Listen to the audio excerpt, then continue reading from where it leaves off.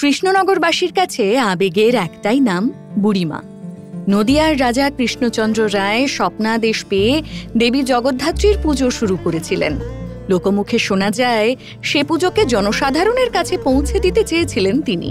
তাই মায়ের পুজোর দায়িত্ব দেন চাষাপাড়ার লেঠেলদের।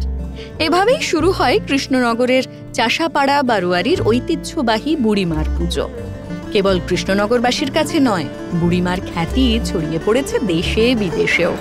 প্রতি বছর ভক্তদের দান করা অলংকারের পরিমাণ বেড়ে চলেছে।